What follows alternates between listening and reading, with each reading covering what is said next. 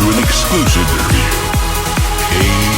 ASOT, A State of Trance. Hey, what's up and welcome to a new 10 questions. Thanks again so much for your questions that you submitted to Instagram stories. Today I have a very special guest. He has been part of this radio show ever since the beginning with performances at the State of Trance 550, 600 even in Kiev and Minsk, if I'm not I think I'm correct, yeah?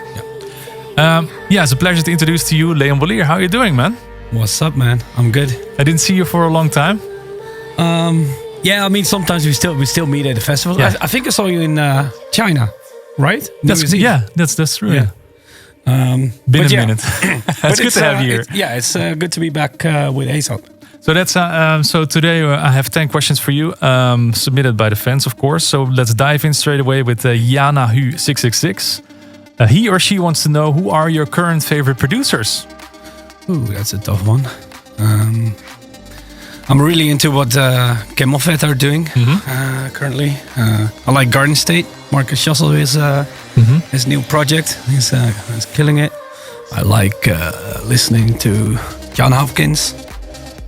So yeah, a bit more of like the deeper experimental. I would say it like the more intellectual, melodic, deeper stuff. Yeah, I mean, Camelfed have also been, like really crossover. But yeah, with Cola like and Breathe. Yeah. Is that something that you're aiming for yourself as well at the moment? To cross over with like a deeper sound. Yeah. Not necessarily. I got like my Bolier project for like the real crossover stuff. So with a deeper sound, it's not like the main goal. No. So you just see however it goes. Exactly. Wherever it goes. That's the way you should do it. Wreck-It Rolf 87 wants to know, why did you stop producing music after your last album? You obviously didn't. I didn't. Yeah, I guess Ralph is talking about trance music. Yeah, or I guess the Leon Bolier alias. Yeah. Because I never stopped producing music. Actually, I've been producing way more music than I was doing back in the trance days. And the reason why, I think the main reason why I stopped producing trance was because it kind of got like a routine for me. Stuck in the loop. Yeah. And I mean, obviously, can't deny that also like the market was changing and stuff. There was new genres coming up. It was exciting for me to step out of my comfort zone and meet new people. But yeah, the main reason was like waking up and just produce another trance track and not being super excited for it no more. So yeah, you were more like, okay, up to the next one, to the next one. Exactly. Well, obviously you need to check out his Bolier stuff, Wreck-It Ralph, because it's very melodic as well, right? So yeah, I think you will enjoy it as well. The Bolier stuff is a bit more organic and like poppy. So for like I guess Raf is a trance fan, and I would guess he might be into the BLR stuff more. Like that's a bit more melodic and clubby. I mean, obviously now I'm also dropping trance again. So nice. Amin Salme wants to know, and I want to know as well, what is your favorite plugin? Diva, I think. Yeah, I love Diva. I've actually blindly bought it.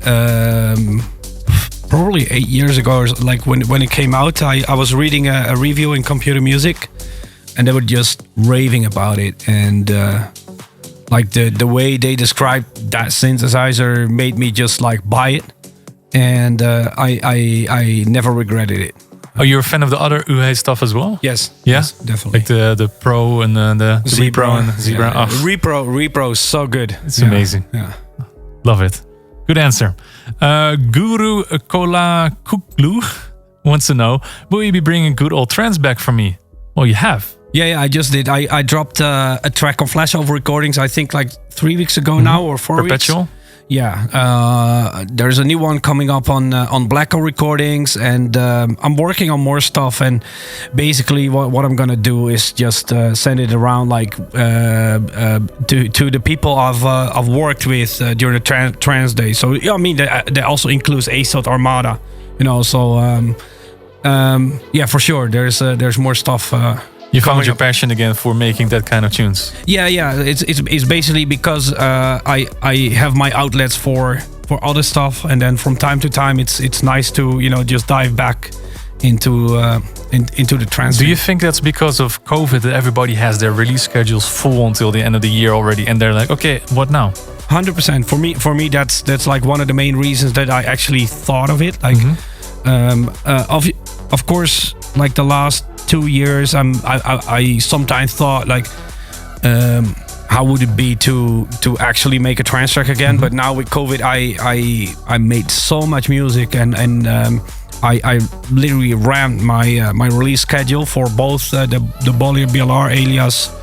I actually also got like a classical music alias we're working on, and I dove into my old hard disks and you found some gems again. Yeah, and I just thought like, let's try it, and there's no pressure to it because like all the gigs are done right now, so I could just drop a trance track and see how it would go. Yeah. Does it feel the same again for you, like when you were still having like loads of fun in the studio making Ocean Drive Boulevard or stuff like that? Or is it like a whole different vibe right now in the studio? Yeah, it's different because it's more of like a throwback vibe. And when I did Ocean Drive Boulevard, for example, I just bought like the Exit Virus TI, so it was basically me trying out like a new synthesizer, and then that track was the result. So then it was like kind of like doing a new thing, and now I'm doing something again that I already did, and I'm actually really looking into like making it sound like that, because it's actually me making also, like I always make the music for myself, but in this case it's also a bit for those people that were really into that stuff. So awesome. Yeah. Next question comes from Ross. With 3 aliases right now, how do you decide which track are released under which name? That's a good question. Yeah, but it's pretty simple. It's if something sounds like BLR, it's gonna be a BLR release, So and usually it's already kind of decided before I start working. Like with the Bolier track, it's usually it's always very vocal driven. So I start working on that with my songwriter, and we write a song. Rather than produce a track, if you know the difference. And same goes for BLR. You open your sequencer, and I put in like 1, 2, 3 for the BPM, and that's gonna be a BLR track. Yeah. and if the BPM is higher, like it's probably gonna be makes sense. Yeah. Andrew Chu E Fati wants to know, what is your favorite track of yours and why? Ooh, that's hard. Yeah, that's really hard. I always have a couple of tracks I'm very proud of. One track I like, that's a Bolier track. It's called Forever and a Day. It's just like the production on that is, I thought, like very forward thinking. There is a BLR track called Odyssey. I really like. I still like my Leon Bolier Elysian Fields track very much. I also, Ocean Drive Boulevard, obviously, but I've played that track so many times in my set, Yeah, makes sense. Yeah. Fadin Silhouette wants to know, what is your favorite anthem? Or State of Trance anthem or for anthem? ASOT. Yeah, I'm not the guy that knows everything that's going on. Also not back in the days when I did trance, or like when we even were touring with the ASOT tour. So for me, sometimes a track that's maybe not have been the official anthem became an anthem for me. Yeah, I guess that's the question basically. Yeah. Like I remember when we were in Joburg. Yeah. For ASOT 500.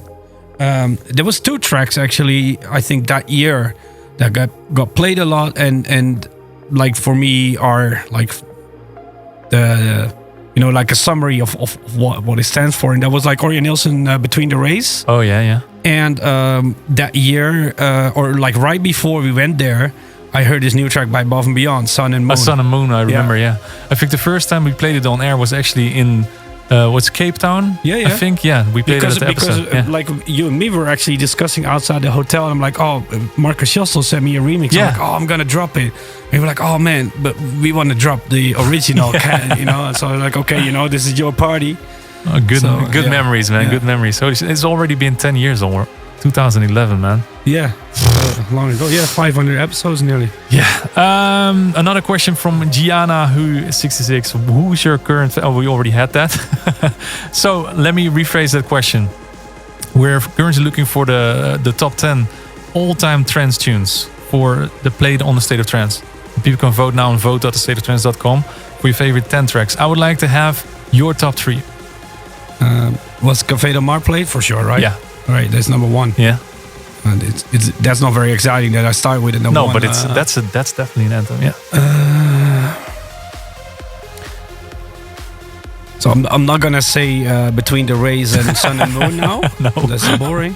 Gaia Tuvan. Oh yeah. I love that track. Mm-hmm.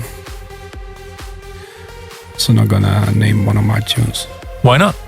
Cause no. Because no. Okay. Jonas Stur, Castamara. Oh yeah. Wow, that's an impressive top 3. I can relate with those tunes definitely. Another question from Andrew Chua Ifita Fati wants to know how did it feel to leave the trance scene after so many years? Or how does it feel to return to the trance scene with this tune? Do you feel is there like a lot of difference between let's say 2012 and right now, the landscape of trance? I don't know. No. Like I literally don't know. I still got my friends in the scene, so I follow what they do, but I don't really know, what's the hype or so that's why I could kind of go in unbiased, producing Perpetual, for example. But like leaving the trance scene, it was kind of like for me like a necessary divorce. And then after all those years, you kind of find out you still like each other, kind of like that. Yeah, like an old friend that's still there. Yeah, exactly. Because for me, it's also about being happy with the work you do, and at that point, I just got to it got too still for me. Yeah. Last but not least, Tom Evans wants to know what advice would you give an up-and-coming producer? I don't want to start blabbing out all those cliches, believe in yourself and. Let's rephrase that one. What would you say to the 16-year-old Leon Bolier? Currently it's about everything is out there, man. I would have loved to have YouTube back then. The tutorials and all the tutorials. I still every day might be a bit, but I still watch so many tutorials. Yeah, me too. 100%. Check how other people do stuff. Still at the same time. Before you start watching those tutorials, try it yourself first, because you sometimes this is how I develop my own sound. Everyone always says you gotta develop your own sound and blah blah, which is true. But you gotta develop it by finding out how stuff works yourself, because sometimes you find a way around stuff that's not maybe the official way, but it works, and that's why you sound like you. That's a good one. Yeah. So becoming unique by discovering stuff yourself. Yes, and then last resort or second resort will be YouTube. Everything is out there. Yeah, I watch. If you want to do trance, don't watch the trance tutorials. If you want to do EDM, don't watch Hardwell in the studio, but watch Camel Fat in the studio, for example. Watch all the genres outside of the box and see how they compress stuff, how they okay, and bring it into whatever you want to do. Yeah. Well, that's a good one. Well, that's it already. Those were the 10 questions. Thank you so much, Leon. Wasn't that bad, was it? No. It's, I love talking. Yeah. Well, once again, we were happy that you were back into making your Leon Bolier stuff again. Please keep on doing that, because when I heard Perpetual for the first time, when Ferry played it here on the show, I was like, wow. I heard it straight away that it was you. Anyways. But that was the point. So I'm glad you did. If people have more questions for you, where can they find you on socials? I run a couple TikTok? accounts, but just at Bolier Music or at BLR Official on Twitter, Instagram, Facebook, probably also TikTok, but I don't run it myself. But the management. You don't do some nice dances on TikTok? I have people for that. Like, but Instagram and Twitter, I usually see it pop up. Yeah, awesome. Thank you so much, man. No worries. That's it for this 10 questions. Make sure to maybe already submit the next ones already here in the comments section. Next time we're going to be here with Cosmic Gate, so make sure to have some good questions for them. See you next time. Bye bye.